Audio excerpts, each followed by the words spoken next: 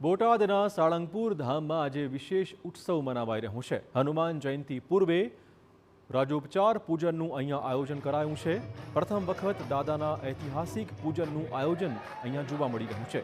1008 kilogram પુષ્પોથી કરાયું છે કષ્ટભંજન દેવનો અભિષેક। બ્રાહ્મણો દ્વારા ભવ્ય રાજોપચાર પૂજન કરાયું હતું।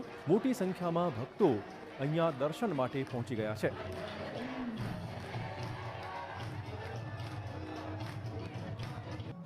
હનુમાન જયંતિ નિમિત્તે કષ્ટભંજન દેવના દરબારમાં વિશેષ આયોજન કરવામાં આવ્યું છે। આપણી સાથે કોઠારી સ્વામી વિવેક સ્વામી છે, તેમની સાથે વાત કરીશું। વિવેક સ્વામી, આજના દિવસે વિશેષ રીતે આયોજન શું માનશો? આજે આ હનુમાનજી મહારાજનો દિવ્ય અને ભવ્ય રાજોપચાર પૂજા, આનું દર્શન એ લોકોને અલહાદક આનંદ આપનારું હોય છે। આની એક ઝાંખી જો હનુમાનજી મહારાજની યાદ રહી જશે તો એનું જીવન ધન્ય ધન્ય થઈ જશે।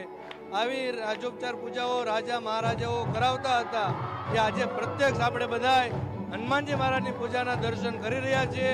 આ ટીવી ચેનલના માધ્યમથી દેશ દુનિયામાં જે ભક્તો આ દર્શનની ઝાંખી કરશે, હનુમાનજી મહારાજ એની મનોકામના પૂર્ણ કરશે।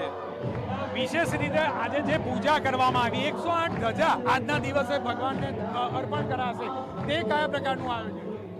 આજે હનુમાનજી મહારાજની ઘણા લોકો બાધા માનતા હોય છે, ત્યારે આ 108 ધજાજીનું પૂજન થયું છે અને ધજાજી આવતીકાલ સવારથી શણગાર આરતીથી લઈને સંધ્યા આરતી સુધીમાં 108 ધજા દર 3 મિનિટે હનુમાનજી મહારાજના શિખર ઉપર ચડનારી છે। એટલે હરિભક્તોની જે મનોકામના હોય હનુમાનજી મહારાજ પૂરી કરનાર છે। ભક્તોનો એક અનેરો ઉત્સાહ જોવા મળી રહ્યો છે, આ ઉત્સાહ આપને કેવો લાગે? આ ભક્તોને ખૂબ જીવનનો અનેરો આનંદનો ઉત્સાહ છે, કારણ કે આવો યોગ સહયોગ બહુ જોજ આવતો હોય છે। ત્યારે પૂજ્ય અમારા ગુરુ શાસ્ત્રી હરિપ્રકાશ સ્વામીજીએ આ સુંદર મજાનું આયોજન કર્યું અને હરિભક્તોને આવડ્યા ઝાંખી થાય એની માટેની આ ભક્તિમય આખી યાત્રા છે અને આ પૂજન થઈ રહ્યું છે। મોટી સંખ્યામાં જ્યારે ભક્તો આવતા હોય છે ત્યારે સરળતાથી દર્શન કરી શકે તે માટે કયા પ્રકારની વ્યવસ્થા?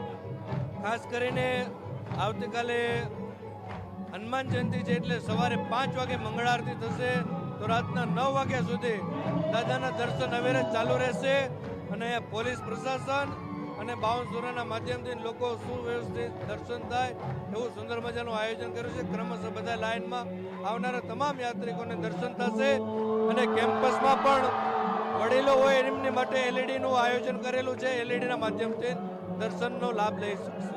મોટી સંખ્યામાં ભક્તો દર્શનનો લાવો લઈ રહ્યા છે, ત્યારે ફરી એક વખત કેમેરામેન રોશનને કહીશ કે દર્શન બતાવશે કે જે રીતે ભગવાનને 1008 કિલો પુષ્પથી, અલગ અલગ પ્રકારના પુષ્પથી તેમનો અભિષેક કરવામાં આવ્યો છે। આ પ્રથમ વખત એવું આયોજન છે કે જેમાં કષ્ટભંજન દેવને અલગ અલગ પ્રકારના પુષ્પો અર્પણ કરવામાં આવી રહ્યા છે। 1008 કિલો પુષ્પ અર્પણ કરવામાં આવે છે, સાથે 1008 જે હનુમાનજીના નામ છે તે નામાવલીનું પણ ઉચ્ચાર કરવામાં આવ્યું અને મોટી સંખ્યામાં આ જ ભક્તો દ્વારા હવે નાચતા કૂદતા ભગવાનનું નામ લેવામાં આવી રહ્યું છે। મહત્વની બાબત છે કે કષ્ટભંજન દેવના દરબારમાં આ પ્રકારનો એક લાવો મળે, તે લાવો કોઈ પણ ભક્ત છોડવા માંગતો નથી અને એટલા માટે કષ્ટભંજન દેવના દરબારમાં હૈયાથી હૈયું દળાય તે પ્રકારની ભીડ જોવા મળી રહી છે।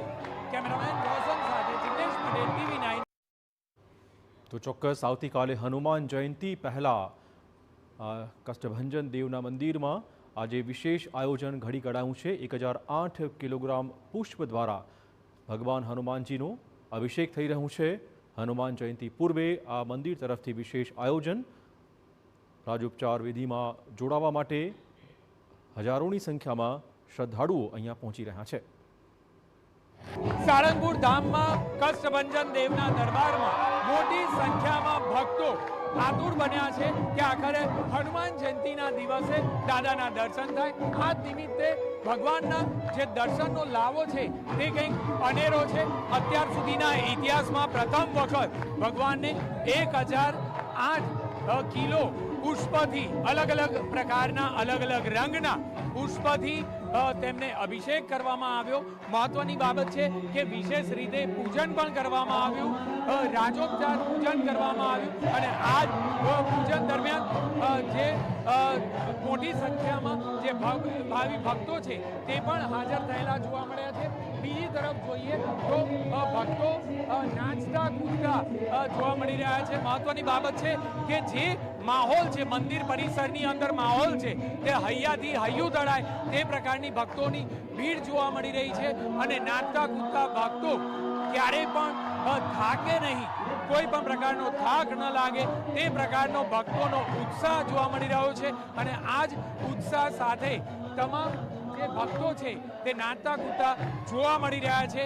આખરે મંદિર પ્રશાસન દ્વારા પણ અલગ અલગ પ્રકારના ઉત્સવો, અલગ અલગ પ્રકારના જે ઉત્સાહ છે તે જોવા મળી રહ્યો છે. મહત્વની બાબત છે કેટલાક ભક્તો સાથે વાત કરીએ કે આખરે કયા પ્રકારની તેઓ લાગણીનો અનુભવ કરી રહ્યા છે, કયા પ્રકારની લાગણીનો અનુભવ હનુમાન જયંતિના દિવસે. જય સ્વામિનારાયણ, જય કષ્ટભંજન દેવ. અહીંયા ખૂબ જ સરસ અને ખૂબ અદ્ભુત અતિ દિવ્ય લાગણીનો અનુભવ થાય છે. હું આજે છેલ્લા 5-6 વર્ષથી કન્ટિન્યુઅસ દર હનુમાન જન્મોત્સવ પર આવું છું અને અહીંયા બહુ જ દિવ્ય, બહુ અનોખી લાગણીનો અનુભવ થાય છે. જય કષ્ટભંજન દેવ. મોટી સંખ્યામાં ભક્તો નાચતા કૂદતા જોવા મળી રહ્યા છે અને આ જ ભક્તો આખરે અધીરા થયેલા જોવા મળી રહ્યા છે. પોતાના મોબાઈલમાં પણ તેઓ દાદાના દર્શનને કેદ કરતા હોય તે પ્રકારનું જોવા મળી રહ્યું છે. જે મંદિર પરિસરનો માહોલ છે તે કંઈક અનેરો છે અને આ વર્ષે પ્રથમ વખત જે હનુમાન જયંતિ છે તેનો ઉજવણી 2 દિવસ માટેનું આયોજન પ્રથમ વખત મંદિર પ્રશાસન દ્વારા કરાયું છે. કેમેરામેન રોશન સાથે જિગ્નેશ પટેલ, TV9. તો કષ્ટભંજન દેવના મંદિરમાં હનુમાન જયંતિનું 2 દિવસનું મહોત્સવ આજથી શરૂ થયો છે. 1008 કિલોગ્રામ પુષ્પો સાથે આજે કષ્ટભંજન દેવનો અભિષેક કરાઈ રહ્યો છે અને હજારોની સંખ્યામાં ભક્તો નાચી રહ્યા છે, કૂદી રહ્યા છે અને આવતીકાલે ઉજવાશે હનુમાન જયંતિ. એ પહેલાં કષ્ટભંજન દેવ મંદિરમાં સાળંગપુર ખાતે ભક્તોની ભીડ અત્યારથી જ ઉમટવાનું શરૂ થઈ ગયું છે.